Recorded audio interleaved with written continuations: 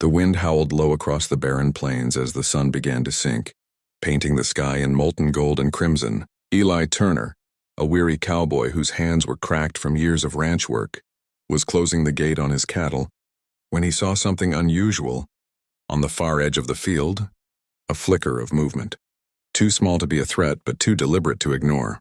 Curiosity mixed with caution as he walked closer, his boots crunching over dry grass and sand. There, half buried in dust, was a child, thin, trembling, and barely conscious. The boy's eyes, dark as the desert night, opened just enough to reveal desperation and pain. Eli knelt down slowly, noting the child's tattered clothes, and the faint markings of a distant tribe, painted faintly on his skin.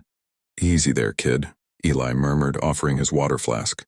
The boy drank greedily, hands shaking so badly the water spilled down his cheeks. Eli didn't know where the boy came from or what happened, but one thing was clear: he was starving. Without another thought, Eli hoisted the child into his arms and carried him back to the barn. Inside, the warmth of the fire cracked against the cold evening air. Eli laid the boy on a pile of hay, covering him with an old blanket. He cooked what little he had: beans, a slice of bread, and a piece of dried venison. The boy ate silently, eyes darting around, as if unsure whether to trust this stranger in the worn hat. "You're safe here," Eli said quietly. "Ain't no one gonna hurt you?" The boy didn't answer, but the way his shoulders loosened told Eli enough. Later that night, as Eli fixed the lantern and looked at the sleeping child, he wondered what kind of world had left a kid wandering alone through the desert. The West was cruel.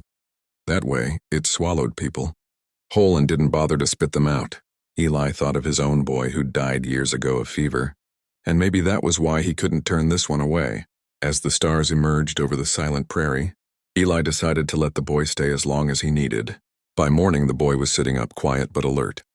When Eli offered him breakfast, he took it with a nod, his gaze drifting to Eli's horse outside the barn. "Name's Eli," the cowboy said. "What about you?" After a long pause, the boy whispered, "Tawa." His voice was soft but steady, carrying the weight of something old and sacred. Eli smiled. "Well, Tawa, you're welcome here. Don't got much, but it's yours." Over the next few hours, Eli taught him how to brush the horses and feed the chickens. The boy seemed fascinated by everything, like he was discovering a new world.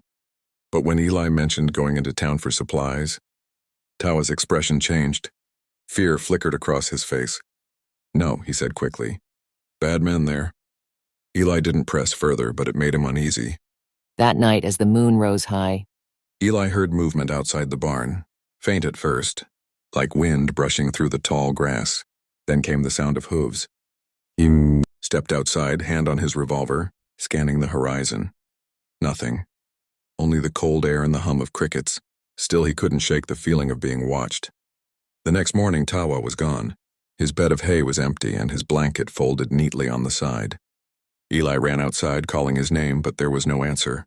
Just as he was about to saddle his horse and ride out, he saw something strange. Footprints leading away from the barn, small at first, then more and more of them, overlapping, spreading like a trail that vanished into the desert mist. Something was coming. Something big, and Eli Turner, the quiet cowboy who'd only wanted to help a starving child, had no idea his act of kindness was about to shake the entire valley. The morning sun rose over the valley, spilling light across the plains like liquid fire. Eli had barely slept. The memory of those footprints haunted him through the night. As he stepped outside, the world was eerily quiet. Too quiet. Then he saw it. From the horizon, a cloud of dust was rising, shimmering in the heat. His horse snorted nervously. Eli shaded his eyes, and what he saw made his blood run cold. Riders, dozens, no hundreds, emerging from the haze. They came in perfect formation, their horses moving as one. The sun glinted off feathers, beads, and spears. At the front rode warriors in full regalia, their faces painted, their expressions unreadable. Eli's heart pounded as they stopped before his barn. 200 native warriors, their eyes fixed on him in silence. He could feel the weight of their gaze, heavy and ancient. Then the crowd parted, and a tall figure dismounted and stepped forward.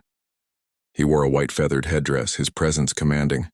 Eli swallowed hard, unsure whether to reach for his hat or his gun. The man spoke in a deep, calm voice. "You are Eli Turner?" Eli nodded slowly. "Yesterday you found a child, weak, starving. You gave him food, water, shelter? Eli blinked, unsure how to answer. Yeah, he said. Did what any man ought to.